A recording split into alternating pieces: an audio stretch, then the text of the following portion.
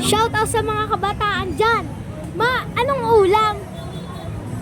Nasa gilid lang po kami. Nakabili na po kami ng hotdog kay Neneng B. Naghihintay lang po kami. Gusto po namin magpa-picture kay Neneng B. Kaya tamang intay lang po kami dyan sa Gedli. Pero busy po siya. Kaya tamang intay lang po kami. Tingnan mo po siya. Hi guys. So, dito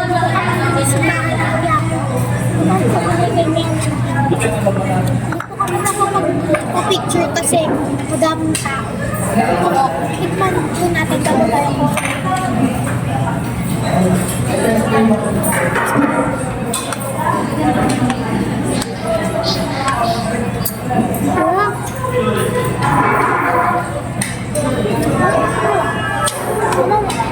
Gamay na ketchup po.